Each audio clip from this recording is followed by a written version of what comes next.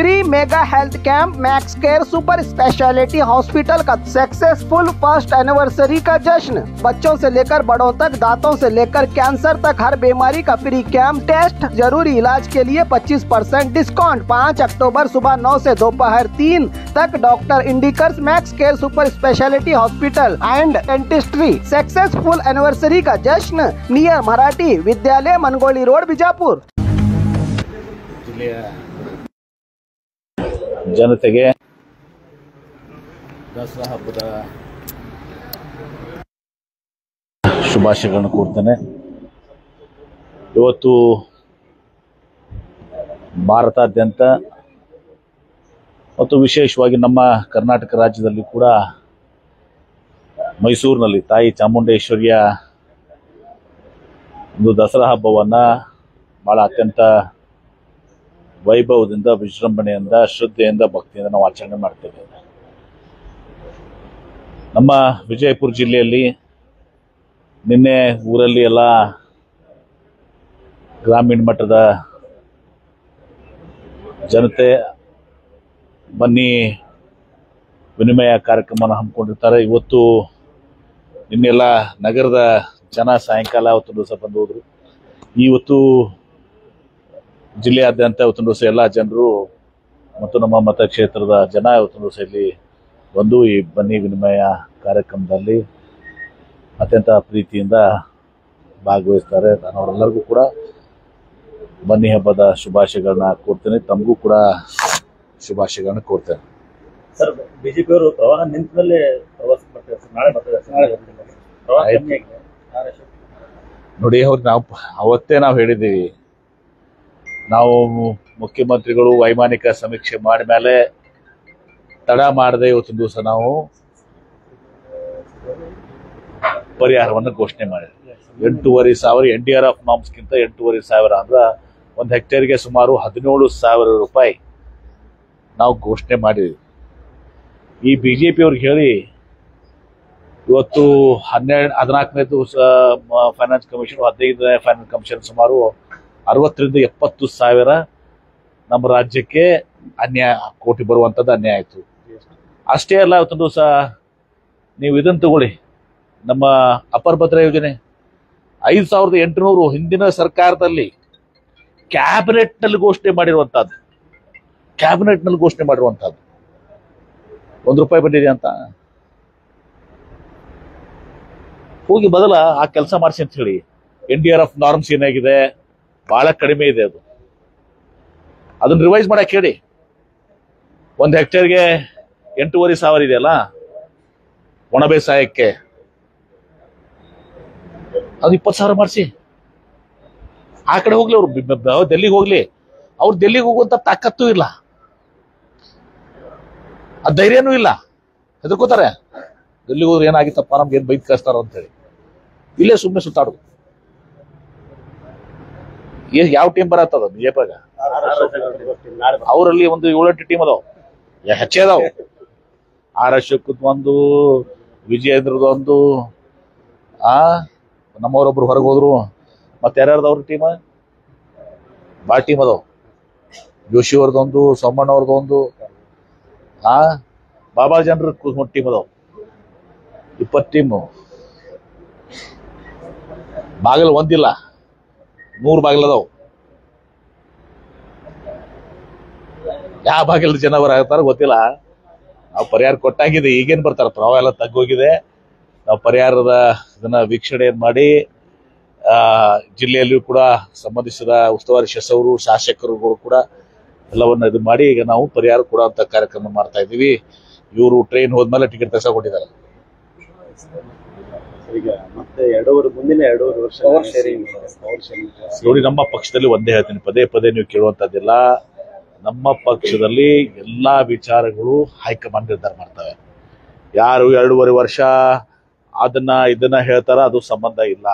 ಹೇಳುವಂತ ಅಧಿಕಾರ ನನಗೂ ಇಲ್ಲ, ಯಾರಿಗೂ ಕೂಡ ಇಲ್ಲ. ಒಂದು ದಿವಸ KPCC ಅಧ್ಯಕ್ಷರು ಹೇಳಿದ್ರಲ್ಲ, ಪ್ರತಿಯೊಂದು ನಿರ್ಧಾರ ನಮ್ಮ ಪಕ್ಷದಲ್ಲಿ ಏನಾಗಬೇಕು ಅದೆಲ್ಲವೂ ಕೂಡ ಹೈಕಮಾಂಡ್ ನಿರ್ಧಾರ ತೆಗೆದುಕೊಳ್ತಾ, ಹೈಕಮಾಂಡ್ ಅಂತಿಮ. ಮುಂದಿನ ಅವಧಿ ನಾನೇ ಸಿಎಂ ಮಾಡ್ತೀನಿ. ಯಾರು ಗೊತ್ತಿರ? ಅವ್ರಿಗೆ ಜನ ಕೇಳ್ಮ್ಯಾಗ ನೀವು ನಾನು ಬಿಡ್ತೀನಿ ಅಂತ ಹೇಳ್ತಾರ? ಮುಖ್ಯಮಂತ್ರಿ ಇದ್ದಾರೆ. ಹೀಗಾಗಿ ನೀವು ದಸರಾ ಈ ದಸರಾ ಇರಂಗಿಲ್ಲ, ಅಕ್ಟೋಬರ್ ಕ್ರಾಂತಿ ಈಗ ನವೆಂಬರ್ ಕ್ರಾಂತಿ ಚಲೋ ಮಾಡಿದ್ವಿ. ಹಂಗೆ ಹೋಗ್ತದೆ. ನವೆಂಬರ್ ಡಿಸೆಂಬರ್ ಬರ್ತದೆ ಕ್ರಾಂತಿ, ಡಿಸೆಂಬರ್ ಜನವರಿ ಬರ್ತದೆ.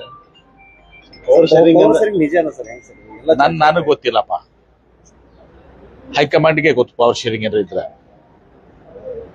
ಮುಖ್ಯಮಂತ್ರಿಗಳು ಗೊತ್ತು, ಉಪಮುಖ್ಯಮಂತ್ರಿಗಳು ಗೊತ್ತು. ಏನಾದ್ರು ಅವ್ರಿಗೆ ಮುಂದೆ ಆಗಿದ್ರೆ ಅವ್ರು ಹೇಳ್ಬೇಕಾಗ್ತದೆ. ನಮ್ಗಂತೂ ಅವ್ರಿಗೆ ಗೊತ್ತಿಲ್ಲ ಪವರ್ ಶೇರಿಂಗ್ ಅನ್ನೋದು. ಸರ್, ಆಲ್ಮಟ್ಟಿಯಲ್ಲಿ ಹೂವು ಸರ್ 7.55 TMC ಅಷ್ಟು ಹೂವು ತುಂಬಿದೆ. ಹಾಗಾಗಿ ಆ ನೀರು ಕೂಡ ನಮ್ಗೆ ನಷ್ಟ ಆಗುತ್ತೆ ಅಂತ ನೋಡಿ. ಯಾವಾಗಲೂ ಕೂಡ ಆಲ್ಮಟ್ಟಿ ಹೂಳು ಅಷ್ಟು ದೊಡ್ಡದಲ್ಲ ತುಂಗಭದ್ರ ಕಂಪೇರ್ ಮಾಡಿದ್ರೆ. ತುಂಗಭದ್ರದಲ್ಲಿ ಡಿಸೈನ್ ಮಾಡಿದಾಗ, ಆ ಡ್ಯಾಮ್ ಡಿಸೈನ್ ಮಾಡಿದಾಗ ಹಿರಿಯರು ಹೇಳಿದ್ರು ಪ್ರತಿ ವರ್ಷ ಅರ್ಧ TMC ನೀರು ಬರ್ತದೆ ಅಂತ, ಹೂಳು ಬರ್ತದೆ ಅಂತ ಹೇಳಿ. ಈಗ ಸುಮಾರು 70 ವರ್ಷ ಆಯ್ತು, ಮೇಲೆ ಆಯ್ತು, 35 TMC ಹೂಳು ಬಂದಿದೆ.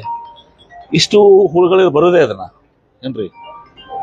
ಅದಕ್ಕೀಗ ಆಲ್ಮಟ್ಟಿ ಅಣೆಕಟ್ಟು ಹೆಚ್ಚಿಗೆ ಮಾಡ್ತೀವಲ್ಲ, ಡ್ಯಾಮ್ ಹೆಚ್ಚಿಗೆ ಮಾಡಿದಾಗ ಅದು ಪರ್ಯಾಯ ಆಗ್ತದೆ. ಮತ್ತು ಹೂಳು ತೆಗೆಯೋದು ಅಷ್ಟು ಸರಳ ಇಲ್ಲ. ಸುಮ್ಮನೆ ಹೇಳ್ತಾರೆ ಯಾರೋ ಹೂಳು ತೆಗೆದ್ಬಿಟ್ರೆ. ಈಗ ನಮಗೂ ಆಗ್ತಿತ್ತು ತುಂಗಭದ್ರದಾಗ ಆ 35 TMC ಹೂಳನ್ನ ನಾವು ರೈತರು ಬಂದು ಒಯ್ದ್ಬಿಡ್ತೀವಿ ಅಂತ ಹೇಳಿ. 35 TMC ಹೂಳು ತೆಗಿಬೇಕಂದ್ರೆ 70,000 ಎಕರೆ ಬೇಕು. ಎಷ್ಟು ಆ 35 TMC ಹೂಳು 10 ಮೀಟರ್ ಹೈಟಿಗೆ ಹಾಕ್ಲಕ್ಕ ಏನ್ರಿ ಗೊತ್ತಿರಂಗಿಲ್ಲ ಮಂದಿಗೆ. 1 TMC ಹೂಳೋದು ಏನೋದು ಭಾಳ ದೊಡ್ಡದ. 1 TMC ನೀರು ಗೊತ್ತದ ನಿಮ್ಗೆ. ಹಂಗ 1 TMC ಹೂಳು 35 TMC ಹೂಳು ತೆಗಿತೀವಿ ಅಂತಂದ್ರ ಆ ಹೂಳು ಒಯ್ದು ತೆಗಿದು ಎಲ್ಲಿ ಒಯ್ದು ಹಾಕ್ಬೇಕಲ್ಲ ಅಲ್ರಿ. ಅದಕ್ಕೆ ಎಷ್ಟು ಬೇಕಾಕೈತಿ? 60-70,000 ಎಕರೆ ಬೇಕಾಕೈತಿ. ನಾನು ಸಚಿವನಿದ್ದಾಗ ಒಂದು ಎಕ್ಸ್ಪ್ರೆಷನ್ ನೋಡಿದೀವಿ ನಾವು. ಬಹಳ ಕಷ್ಟಕರವಾಗಿದೆ. ಮತ್ತು ನೀರು ಇರ್ತದೆ, ನೀರಿನ ಡ್ಯಾಮ್ ಹತ್ರ ಇರುವಂತದ್ದು ಈಗೆಲ್ಲಾನು ಕೂಡ ಇರ್ತದೆ. ಹೀಗಾಗಿ ಆ 6.5 TMC ಏನು ಹೂಳು ಆಗಿದೆ ಅದಕ್ಕೆ ಬಗ್ಗೆ ಏನು ಕ್ರಮ ಕೈಗೊಳ್ಳಬೇಕು ತಾಂತ್ರಿಕವಾಗಿ ಅದೆಲ್ಲವನ್ನು ಕೂಡ ಸರ್ಕಾರ ವಿಚಾರ ಮಾಡ್ತದೆ. 7 TMC ನೀರು ನಮ್ಗೆ ಹೆಚ್ಚುವರಿ ಸಿಕ್ತಿತ್ತು, ಅದು ನಷ್ಟ ಆಗ್ತಾ ಇದೆ. ಸ್ವಾಭಾವಿಕವಾಗಿ ಆಗುವುದೇ ಎಲ್ಲ ಕಡೆ, ಹೂಳು ಬರುವುದೇ ಎಲ್ಲ ಕಡೆ, ತುಂಬುದೇ ಅದು. ಆದ್ರೆ ತುಂಗಭದ್ರಾ ಪ್ರಮಾಣದಲ್ಲಿ ಇಲ್ಲ. ಅದಾಗಿನೂ ಕೂಡ ತಾಂತ್ರಿಕವಾಗಿ ಇಲ್ಲಿ ಏನ್ ಮಾಡ್ಲಿಕ್ಕೆ ಬರ್ತದೆ ಅದನ್ನು ವಿಚಾರ ಮಾಡ್ತೀವಿ. ಸರ್, PPP ಹೋರಾಟ ವಾಪಸ್ ನೀವು ಮನವಿ ಮಾಡಿದ್ರೆ, ಬಟ್ ಕಂಟಿನ್ಯೂ ಮಾಡ್ತಾ ಇಲ್ಲ ಸರ್. ನಾನು ಮನವಿ ಮಾಡಿನಪ್ಪ, ನಾನು ಮನವಿ ಮಾಡಿದ್ದೀನಿ ಆಯ್ತಾ. ನಾನು ಹೇಳಿದ್ದೀನಿ. ಆಮೇಲೆ ನಿಮ್ಗೆ ಯಾರು ಚಾವಿ ಕೊಡ್ತಾ ಇದಾರ, ಕೆಲವು ಜನಕ್ಕೆ ನಮ್ದಂತೂ ಇಂಟ್ರೆಸ್ಟ್ ಇಲ್ಲ ಅಂತ ಹೇಳ್ಬಿಟ್ಟಿದೆ. ಬೇಡಿ ಸಂಸ್ಥೆ ನಮ್ದು ಇಂಟ್ರೆಸ್ಟ್ ಇಲ್ಲ ಆಯ್ತಲ್ಲ. ನಾನು ಸರ್ಕಾರ ಕಾಲೇಜ್ ಪರವಾಗಿದ್ದೀನಿ. ನಾನು ಅವ್ರ ಭಾವನೆಗಳನ್ನ ಈಗಾಗಲೇ ಒಂದು ಕ್ಯಾಬಿನೆಟ್ ಮೀಟಿಂಗ್ನಾಗ ನಾನು ಹೇಳಿದ್ದೀನಿ, ಲಘುವಾಗಿ ಹೇಳಿದ್ದೀನಿ. ಯಾಕಂದ್ರೆ ಬೇರೆ ಬಾಗಲಕೋಟೆ ಟೆಸ್ಟ್ ನಡೀತಿತ್ತು. ಮುಖ್ಯಮಂತ್ರಿಗಳಿಗೆ, ಉಪಮುಖ್ಯಮಂತ್ರಿಗಳಿಗೆ ಮತ್ತು ವಿಶೇಷವಾಗಿ ಚಂದ್ರ ಪ್ರಕಾಶ್ ಪಾಟೀಲ್ಗೆ ಈ ಹೋರಾಟಗಾರರ ಭಾವನೆಯನ್ನ ತಿಳಿಸಿ ಇಲ್ಲಿ ಸರ್ಕಾರ ಮೆಡಿಕಲ್ ಕಾಲೇಜ್ ಆಗ್ಬೇಕು, PPP ಬೇಡ ಅಂತ ಹೇಳ್ತಾ ಇರೋದನ್ನ ಅವ್ರ ಗಮನಕ್ಕೆ ತರ್ತೀನಿ. ಆ ರೀತಿಯಲ್ಲಿ ಉತ್ತರ ಸರ್ಕಾರಿ ಕಾಲೇಜ್ ಆಗ್ಲಿಕ್ಕೆ ನಂದು ಕೂಡ ಒಂದು ಸಹಕಾರವನ್ನ ಮಾಡ್ತೇನೆ. ಸರ್, ಅದು ಯತ್ನಾಳ್ ಹೂಡಿಕೆ ಮಾಡ್ತೀನಿ ಅಂದಾಗ ಈ ವಿಚಾರ ನನಗೆ ಗೊತ್ತಿಲ್ಲಪ್ಪ. ನಾ ಹೂಡಿಕೆ ಮಾಡಲ್ಲಪ್ಪ. ನಮ್ಗೆ ಅವಶ್ಯಕ ರೈತರು ಹೋಗ್ತಾ ಇದ್ದಾರೆ. ಮಹಾರಾಷ್ಟ್ರದ ಅದು ಸ್ವಲ್ಪ ನಾನು ಕ್ರಾಸ್ ಚೆಕ್ ಮಾಡ್ಬೇಕಾಗಿದೆ. ಮೊನ್ನೆ ಅದಾದ್ಮೇಲೆ ನಾನು ಈಗೇನು ಅವರು ಭೀಮಾ ಸೀನಾ ಮತ್ತು ಇನ್ನೊಂದು ಲಿಫ್ಟ್ ಇರಿಗೇಷನ್ ಸ್ಕೀಮ್ ಮಾಡಿದ್ದಾರೆ. ಸುಮಾರು 49 TMC ಅಷ್ಟು ನೀರನ್ನ ಅವರು ಉಪಯೋಗಿಸ್ತಾ ಇದ್ದಾರೆ ಅಂತ ಹೇಳಿ. ಯಾಕಂದ್ರೆ ಬಚಾವತ್ ನಲ್ಲಿ ಅವರಿಗೆ 300 TMC ಹಂಚಿಕೆ ಆಗಿರುವಂತದ್ದು. ಆ 300ರಲ್ಲಿ 95 TMC ಭೀಮಾ ಬೇಸಿನ್ದಲ್ಲಿ.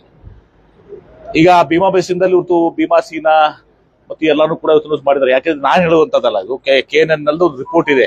ಹಿಂದೆ KNN ನವರು 2007 ಇದೆ ಪಂಚಪಣ್ಣ ಕಲಬುರ್ಗಿ ಅವರು ಆಪಾದನೆ ಮಾಡಿದ್ಮೇಲೆ ಅವತ್ತು ಸಲ ಹೋಗಿದ್ರು, ಅಸಹಕಾರ ಮಾಡಿದ್ರು. ಮಹಾರಾಷ್ಟ್ರದವರು ಸಹಕಾರ ಮಾಡ್ಲಿಲ್ಲ.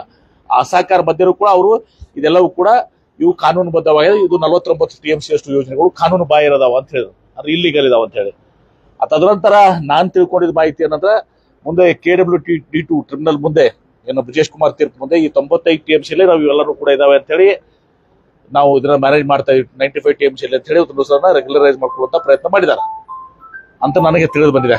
ಅಧಿಕೃತವಾಗಿ ತಿಳಿದಿಲ್ಲ, ನಾನು ಕೇಳ್ಕೊಂಡಿದ್ದೀನಿ 5 ಅಧಿಕಾರಿಗಳಿಗೊಬ್ಬರಿಗೆ ಕನ್ಸರ್ನ್, ಅದರಲ್ಲಿ ಹೇಳ್ಕೊಂಡಿದ್ದಾರೆ. ಆಮೇಲೆ ಸೇವಿಂಗ್ಸ್ ಅದೆಲ್ಲ ಕೂಡಿ ನಮಗೆ 95 TMC ಏನು ಮಾಡಿದಾರಲ್ಲ ಅದರಲ್ಲಿ ಒಳಗಡೆನೆ ಇದಾವೆ ಅಂತೇಳಿ ಒಂದು ಏನು ಅದಕ್ಕೆ ಲೀಗಲೈಸ್ ಮಾಡುವಂತ ಒಂದು ಮಾತನ್ನು ಅವ್ರು ಹೇಳಿದಾರಂತೆ. ನಾನು ಅದ್ರ ಬಗ್ಗೆ ನಾನು ಮೊನ್ನೆ ಮುಖ್ಯಮಂತ್ರಿ ಗುಲ್ಬರ್ಗಾದಲ್ಲೂ ಕೂಡ ಆಯ್ತು, ಮುಖ್ಯಮಂತ್ರಿಗಳು ನಾವು ಚರ್ಚೆ ಮಾಡಿ ಅದ್ರ ಬಗ್ಗೆ ತರಬೇಕು. ಆಮೇಲೆ ಹೊರತಿದೊಂದು ಕೆರೆ ಬಗ್ಗೆ ಅದು ಬಹಳ ತಪ್ಪು ಕಲ್ಪನೆ ಇದೆ. ನೆನ್ಬಿಟ್ಟು 2-3 ದಿವಸದಿಂದ ನನಗೆ ಇವರೆಲ್ಲರೂ ಅಲ್ಲಿ ಭಾಗದ ರೈತರು ಬಂದಿದ್ರು. ನಾನು ಸಣ್ಣ ನೀರಾವರಿಗೂ ಕೂಡ ಸೂಚನೆ ಕೊಟ್ಟಿದ್ದೆ.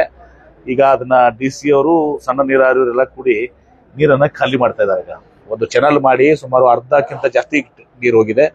ಇನ್ನೊಂದು 16-18 ತಾಸನ ಸಂಪೂರ್ಣವಾಗಿ ಖಾಲಿ ಆಗ್ತದೆ. ಸಂಪೂರ್ಣವಾಗಿ ಖಾಲಿ ಆದ್ಮೇಲೆ ನಾವು ಡೆಲಿಬ್ರೇಟ್ ಆಗಿ ಮಾಡಿದ್ವಿ, ಹೊಡೆದಿಲ್ಲ. ಅದು ಚಾನಲ್ ಮೂಲಕ ಹೊಡೆಯುವಂತ ಸ್ಥಿತಿಯಲ್ಲಿದೆ ಆ ಬಂಡು. ಹಾಗೆ ಅದನ್ನ ಇನ್ನೊಂದು 16-18 ತಾಸು ನಾವು ಹೆಂಗಾರ ಸೇಫ್ ಗಾರ್ಡ್ ಮಾಡ್ಕೊಂಡು ಎಲ್ಲಾ ನೀರನ್ನ ಹೊರಗೆ ಬಿಡ್ತೀವಿ. ಮತ್ತೆ ಆಮೇಲೆ ತುಂಬಿಸ್ತೀವಿ ಅದನ್ನ. ಅದ್ರ ಮೊದಲಿಗೆ ನೀರನ್ನು ಹೊರಗೆ ಬಿಟ್ಟು ಆ ಬಂಡನ್ನ ಮತ್ತೆ ರೀಕನ್ಸ್ಟ್ರಕ್ಟ್ ಮಾಡಿ ಆ ಕ್ರಮ ಕೈಗೊಳ್ತೀವಿ. ಅದ್ರ ಬಹಳ ತಪ್ಪು ಕಲ್ಪನೆ ಹೊಡೆದಿ ಇಲ್ಲಿ ತನ ಅದು ಹೊಡೆದಿಲ್ಲ. ನಾವು ಅದನ್ನ ನಾವೇ ವೇಸ್ಟ್ ವೈರ್ ಮಾಡಿಸಿ ನೀರನ್ನು ಬಿಡ್ತಾ ಇದ್ದೀವಿ. ಅಪಾಯ ಆಗದ ಮುಂಜಾಗ್ರತೆ ಕ್ರಮವಾಗಿ 25 ಫೂಟ್ ನೀರಿದೆ, 15 ಫೂಟ್ ನೀರು ಖಾಲಿ ಮಾಡಿದೀವಿ. ಇನ್ನು 16-18 ತಾಸು ಬೇಕಾಗ್ತದೆ ಅಂದ್ರು, 16 ಅವರ್ಸ್. ಆ ಇದ್ದ ನೀರನ್ನು ಖಾಲಿ ಮಾಡುವಂಥದ್ದು. ಎಲ್ಲಾ ನೀರು ಖಾಲಿ ಮಾಡಿ ಆಮೇಲೆ ಬಂಡನ್ನ ರಿಪೇರಿ ಮಾಡಿ ಆಮೇಲೆ ಮತ್ತೆ ನಾವು ಅದನ್ನ ತುಂಬಿಸುವಂತ ಕೆಲಸ ಮಾಡ್ತೀವಿ. ಅಲ್ಲಿ ಜನರು ಡಿವೈಡೆಡ್ ಇದ್ದಾರೆ. ಅರ್ಧ ಜನ ನೀರು ಖಾಲಿ ಮಾಡ್ಬಿಡ್ರಿ ಅಂತಾರೆ, ಅರ್ಧ ಜನ ಖಾಲಿ ಮಾಡಿರಿ ಅಂತಾರೆ. ಬಟ್ ನಾವು ತಾಂತ್ರಿಕವಾಗಿ ಹೋಗ್ಬೇಕಾಗ್ತದೆ, ಸುರಕ್ಷತೆ ಕಡೆ ನಾವು ಹೋಗ್ಬೇಕಾಗ್ತದೆ. ಅದನ್ನ ಮಾಡ್ತೀವಿ. ನನ್ಗೆ ಯಾರೋ ಆಗಲೇ ಬಂಡು ಹೊಡೆದಿದೆ, ನಾನೊಂದು ಮತ್ತೆ ಇವ್ರಿಗೆ ಮಹೇಶ್ ಶೇರ್ ಮಾಡಿದ್ದೇನೆ.